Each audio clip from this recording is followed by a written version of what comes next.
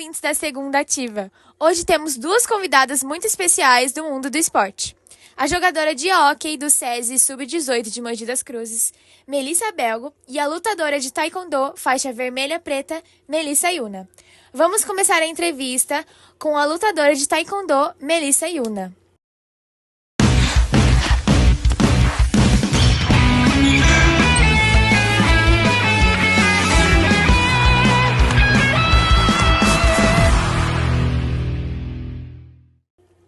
Melissa, quando que surgiu o interesse pelo esporte?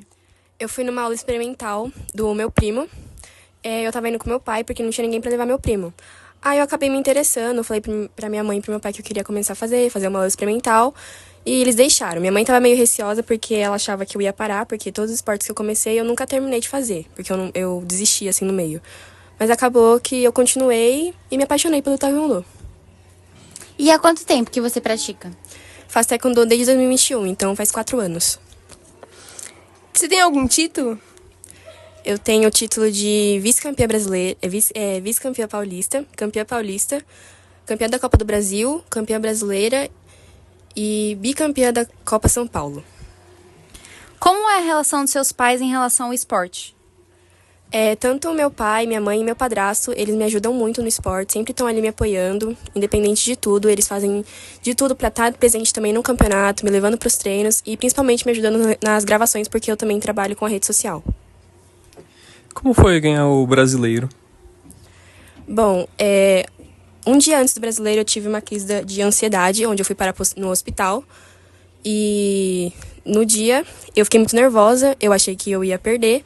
Mas, afinal, eu consegui. Eu tive, acho que, 12 atletas na minha categoria.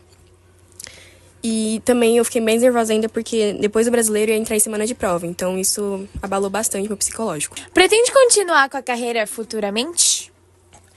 Eu não sei, porque ser atleta tem muitos gastos. E aqui no Brasil, infelizmente, você ser atleta sem ser de vôlei ou futebol, você não ganha nada em troca, né?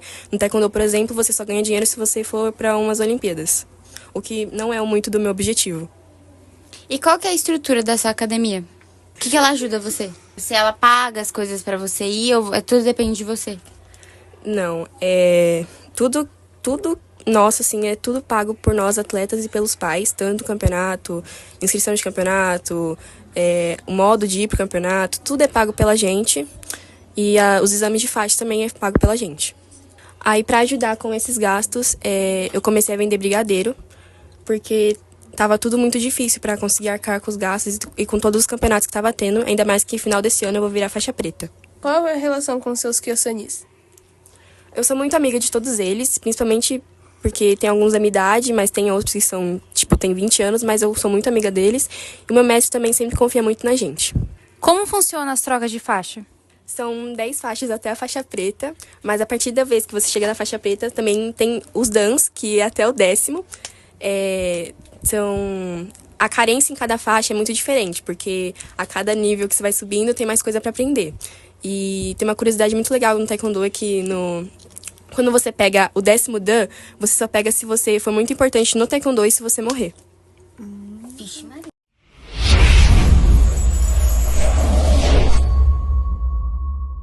A próxima entrevistada é a jogadora de hóquei, Melissa Belgo.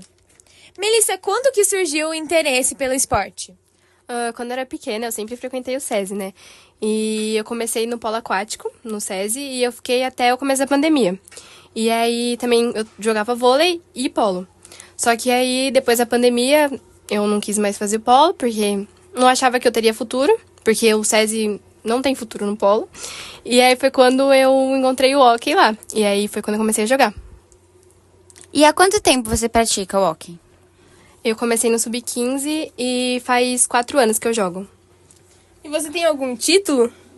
Eu tenho 3 brasileiros, 3 paulistas. Eu tenho 2 ligas. Eu tenho 2 campeonatos indoor também, brasileiro. E 2 paulistas indoor.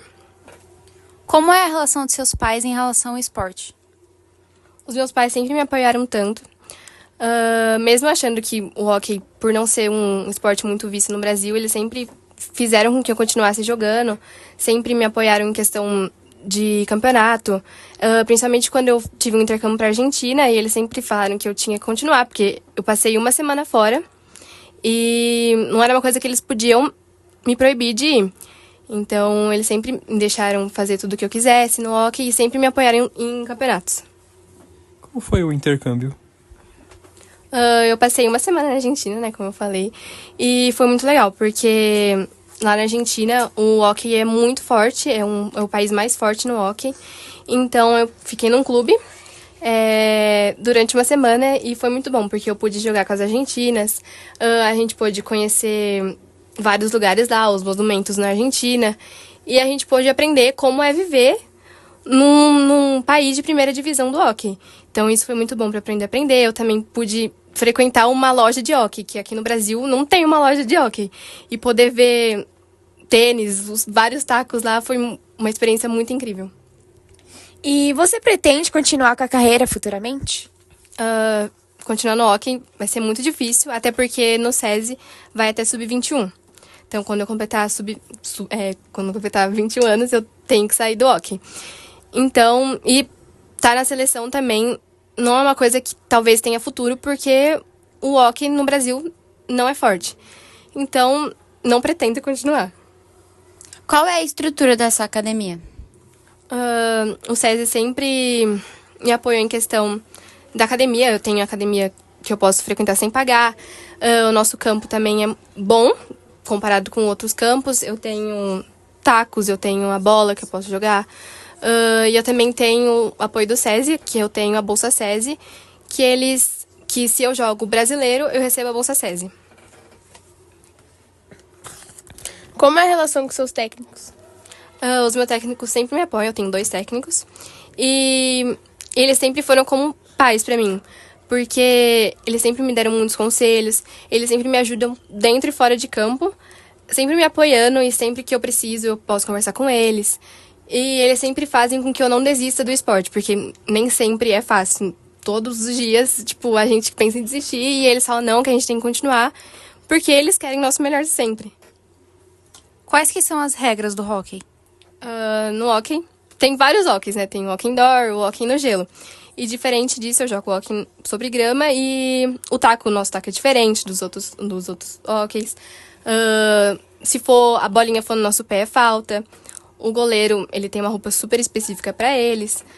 O tempo também muda, a gente tem o hockey 11, que são 11 pessoas em campo, que é como se fosse no futebol.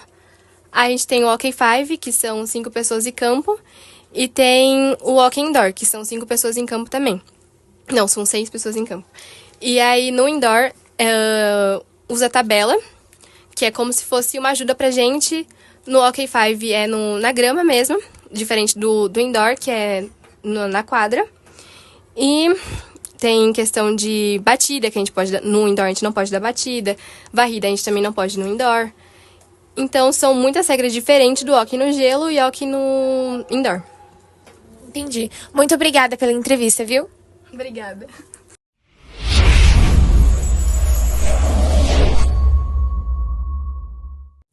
Agora vamos falar com a bailarina Manuela. Então, Manuela, quando que surgiu o interesse pelo balé? Surgiu quando eu fiz minha primeira apresentação, primeiro espetáculo, porque antes disso eu não queria fazer por vontade própria. Eu fiz porque minha mãe achava bonitinho e resolveu colocar. Daí depois que eu fiz a primeira apresentação, começou a surgir interesse. Há quanto tempo que você pratica? Eu comecei quando eu tinha 4 anos, parei um pouco na pandemia porque fechou tudo, e voltei quando eu tinha 11, 12. Qual é o espetáculo mais importante para você? Foi o ano passado que foi quando eu realmente me toquei que era aquilo que eu gostava. Como é a relação dos seus pais com o esporte?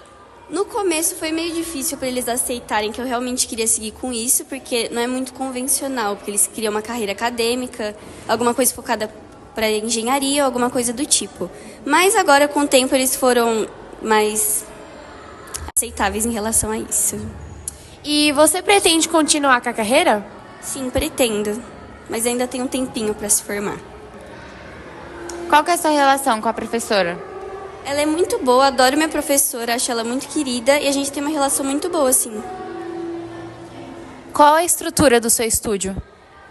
Em relação ao espetáculo, todo ano tem uma taxa que a gente paga para poder alugar o Senforp, mais o valor de iluminação, linóleo, figurino, tudo isso está incluso. Daí, dependendo de se tiver muita roupa para a gente usar, a escola disponibiliza algumas que eles já têm guardadas e as novas a gente tem que pagar pelo custo. Para ir para festival competir também, a não ser que ganhe por inscrição ou bolsa, daí não paga. E quais são as regras do balé? Dando uma resumidinha, tem bastante, são meio chatas. Tipo, não pode sentar no chão durante a aula, independente de quanto tempo for. Não pode cruzar o braço, não pode bocejar, falar que tipo, tá com sono. Tem que prestar bastante atenção. São várias dessas regrinhas pequenininhas que tem que ficar bem espertinho. Certinho. Muito obrigada.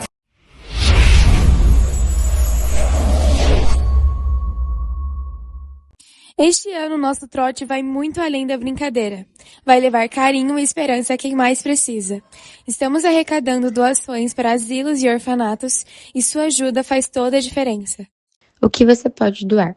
Higiene pessoal, você pode doar shampoo e condicionador, sabonete líquido em barra, creme dental e escova de dente, fralda geriátrica e lenços umedecidos e desodorante. Alimentos não perecíveis, grãos e cereais, arroz, feijão, lentilha, macarrão e fubá. Farinhas, de trigo, de milho e de mandioca. Conservas, milho, ervilha seleta, atum, sardinha enlatada. Outros básicos, açúcar, óleo, sal e café. Acompanhamentos, biscoito, torradas, gelatina e goiabada. Diversão, brinquedos novos ou em bom estado. Novembro. Doe com coração e transforme vidas. O orfanato ainda está a definir, mas o instituto selecionado é o Lar São Vicente de Paulo. O que você pode doar?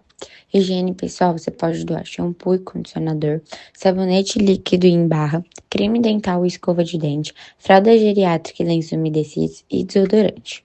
Antes de doar, verifique a data de validade dos alimentos. Queremos garantir que todas as doações cheguem em boas condições para quem vai recebê-las. Se é o brinquedo esquecível, pode fazer alguém sorrir novamente.